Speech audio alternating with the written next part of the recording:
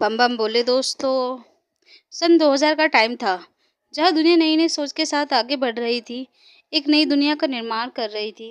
उधर एक गांव ऐसा भी था जहाँ आज भी लोग पुरानी बातों का टोकरा लेकर बैठे थे। खानपुर, जहाँ आज भी औरतों को पर्दे में रखा जाता था।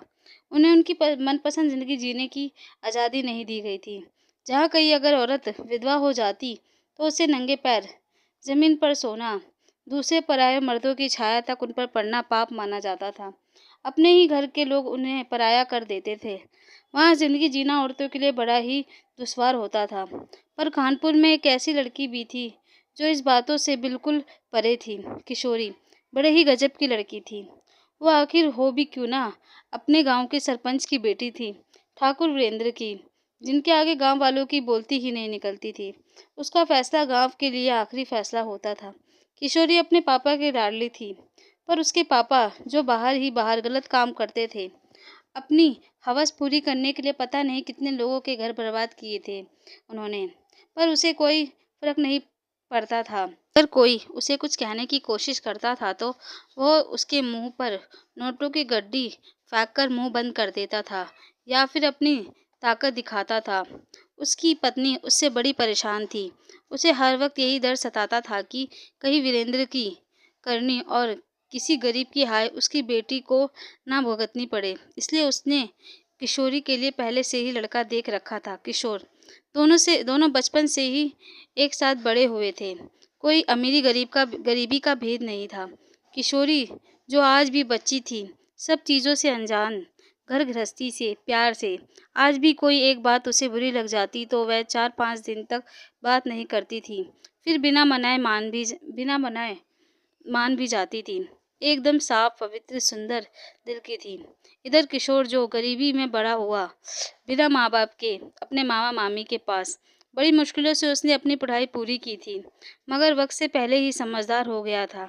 आधी दुनिया तो उसने अभी से देख ली थी और अभी देखना चाहता था। वह जानता था कि गांव में क्या चल रहा है, औरतों के साथ किस तरह से बर्ताव किया जा रहा है, पर वह कुछ भी नहीं बोल पाता था क्योंकि किशोर उस गांव का ही नहीं था। वो इस गांव के रीति रिवाजों को खत्म करना चाहता था, इसलिए वह उच्च अधिकारी का पद पाना चाहता था। पर पैसों की तंगी की वजह से उसकी पढ़ाई बहुत परेशानी में पूरी हुई थी। जब किशोरी को पता चला तो उसने अपने ताऊ सूर्य से कहा कि किशोर की मदद करें, आगे की पढ़ाई के लिए उसकी मदद करें। सूर्य जो घर में सबसे बड़ा था और बहुत समझदार था, किशोर की मदद करने के लिए तैयार हो गया, क्योंकि वह भी चाहता था कि औरत जो खुले दिल से अपनी ज़िंदगी जिए और ये धकियानुसी रीति रिवाजों को ख़त्म करना चाहता था। किशोर जो किशोरी से बचपन से ही प्यार करता था, उसकी बातों से ही झलकता था कि वह किशोरी को कितना चाहता है। यह बात गांव के सब लड़के और लड़कियों को पता थी। बस किशोरी जो प्यार से बिल्कुल अनजान थी, वो तो किशोर के साथ आज भी बच्चों जैसे खेल खेलती थी। पर किशोर तो उसके इसी बचपने और साफ मन की वजह से उसे प्यार करता था। जब एक दिन किशोर के पास एक खत आया जिसमें यह लिखा था कि उसे आगे की पढ़ाई के लिए शहर जाना है, तो वह अपने दिल की बात किशोरी से कहना चाहता है। पर किशोर की गरीबी और किशोरी जो ठाकुरों की इज्जत थी और यह भी नहीं जानता था कि किशोरी भी उसे पसंद करती है या नहीं। यहीं से उसके पैर डगमगा जाते थे और वह पीछे हट जाता था। किशोरी को जब पता चला कि किशोर शहर जा रहा है तो वह भी उसे स्टेशन पर मिलने आई। ट्रेन चलने ही वाली थी तभी किशोरी भी वहां पर आ गई। उसे दूर जाते हुए देखकर रोने लगी। किशोर सोच में पड़ गया कि यह प्यार के आंसू हैं या फिर दूर जाने का गम। किशोर ट्रेन से ही उसे बाय करने लगा। बड़े उदास मन से किशोरी को देख रहा था। वह यह भी सोच रहा था कि अब मैं शहर से कुछ बनकर ही आऊँगा, तभी हक से उसे अपने दिल की बात बताऊँगा, जब शायद ठाकुर भी किशोरी का हाथ मुझे खुशी खुशी सौंप देंगे। जब किशोर चला गया तो किशोरी बहुत उदास और परेशान रहने लगी, क्योंकि किशोर से वह अपने मन की सारी बातें करती थी और वह भी उसे समझता और झेलता था। इधर हवेली में वीरेंद्र किशोरी के लिए रिश्ते ढूंढने लगा। तभी उसे एक बड़े ही अपने जैसे ठाकुर का रिश्ता आया। वीरेंद्र ने किसी से नहीं पूछा और हाँ कर दी। ना कुछ देखा, ना जांच पड़ताल की, बस ठाकुर का नाम सुना और रिश्ता तय कर दिया। किशोरी शादी के नाम से सुनकर बहुत खुश हुई। वह शादी के बारे में कुछ नहीं जानती थी। शादी में अच्छे-अच्छे पकवान बनते हैं। एक दूल्हा घोड़ी पर आता है और दुल्हन को अपने घर ले जाता है। उसे रानियों की तरह रखता है।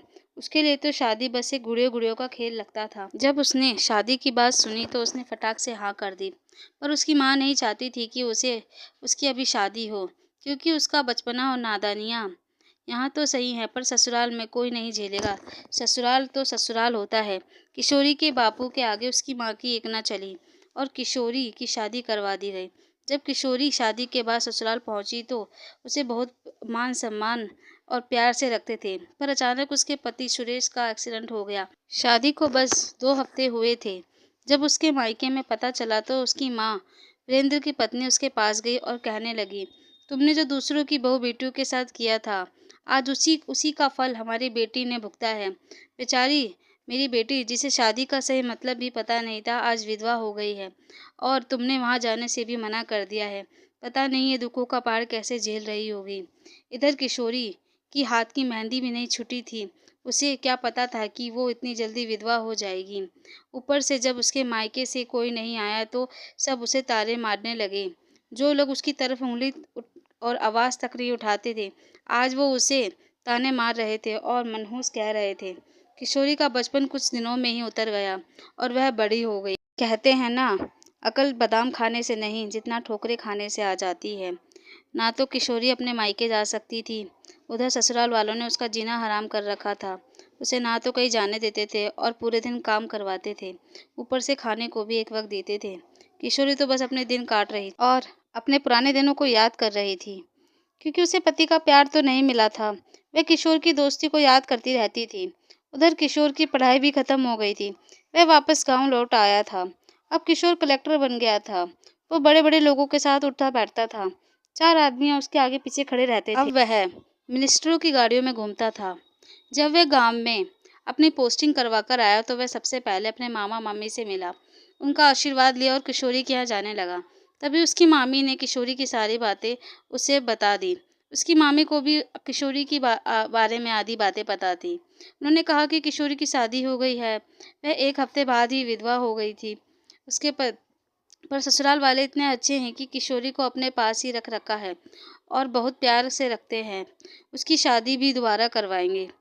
किशोर को यकीन नहीं हो रहा था कि मेरे पीछे से किशोरी के साथ इतना सब कुछ हो गया और मुझे पता भी नहीं चला, क्योंकि वो आज भी किशोरी से प्यार करता था। पर शायद किशोरी उससे प्यार ही नहीं करती थी, इसलिए उसने उसका इंतज़ार ही नहीं किया और शादी कर ली। किशोर ने एक बार फिर से अपने मन की बातों को दिल में छिपा लिया। शायद किशोरी अपने ससुराल में बहुत खुश है। विधवा के बाद भी ससुराल वाले ने तभी उसे रख रखा है। पर किशोर को पर इस गांव में अब उसकी याद सताती थी। हर एक जगह पर किशोर और किशोरी की दोनों की यादें थीं।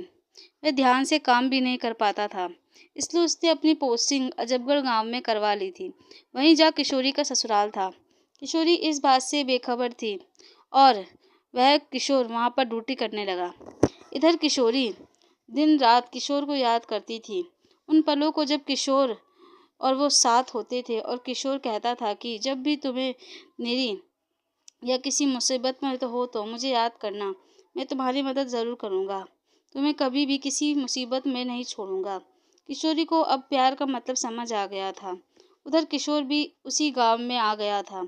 उस एक दिन किशोर कुएं में पानी भरकर घर ले जा रही थी, तभी कुछ छिछोरे लड़के उसे अकेला देखकर उसके पीछे पड़ गए। आसपास कोई भी ना था उसकी मदद करने के लिए। वह सोचने लगी कि विधवा है, इतनी सुंदर है और अकेली है, क्यों ना इसका फ़ायदा उठाया जाए। वे किशोरी के पीछे पड़ गए। पास में ही किशोर अपनी टीम के साथ बाउंड्री की तैनात कर रहा था। किशोरी ने पानी का मटका छोड़कर भागने लगी। अपने बचाव के लिए भागते भागते वह आगे देखने की बजाय पीछे मुड़कर देख रही थी। तभी एक आदमी उससे टकरा गया और उससे मदद मांगने लगी। वो आदमी कोई और नहीं, किशोर ही था। जब उसने किशोरी को देखा तो हक्का बक्का रह गया और वो लड़के जो किशोरी का पीछा कर रहे थे, जब उन्होंने पुलिस की टीम को देखा तो वहां से भाग गए। किशोर बोला, किशोरी तुम, वो भी इस हालत में, ये सब कौन थे?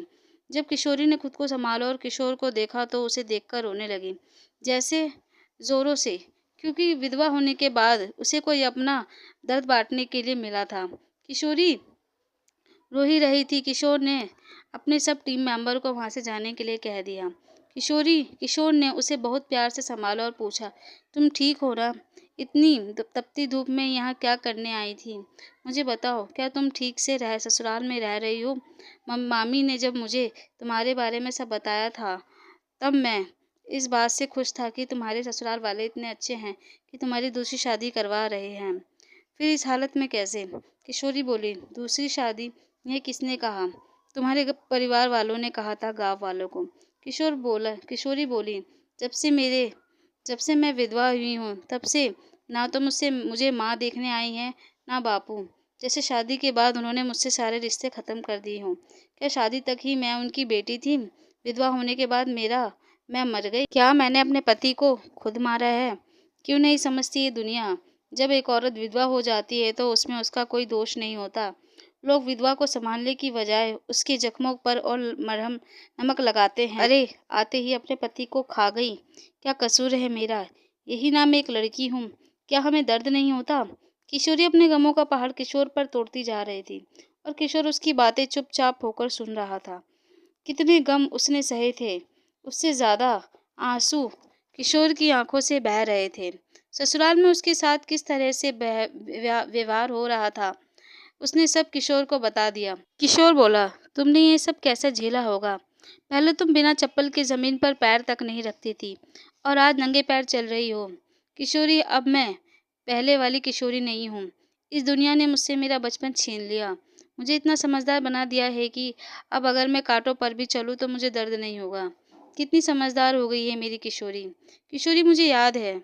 किशोरी बोली, मुझे याद है आज भी तुमने मेरा कितना ध्यान रखते थे, मुझे कितना समझाते थे कि दुनिया को समझदार बनो, पर मैं अपनी ही मस्ती में रहती थी।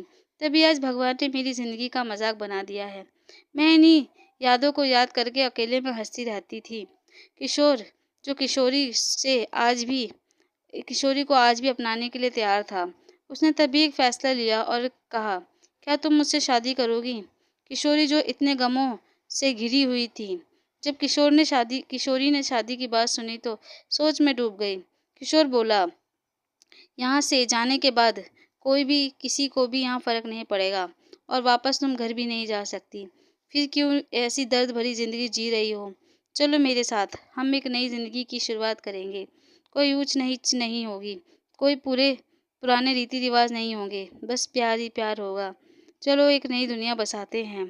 तुम्हारी माँ वैसे भी पहले से चाहती थी कि मेरी और तुम्हारी शादी हो, और अब तुम भी मान जाओ किशोरी। किशोरी की आंखों में फिर से आंसू भर आए और वह शादी के लिए तैयार हो गई। किशोरी की माँ भी शादी में आई थी और उसके मामा मामी भी। अब वह दोनों शहर में ही रहते हैं, खुशी खुशी। मैं नीता आपसे विदा लेती हूँ, फिर मिलूंगी अगली कहानी में। आई होप आपको मेरी ये स्टोरी अच्छी लगी होगी। धन्यवाद।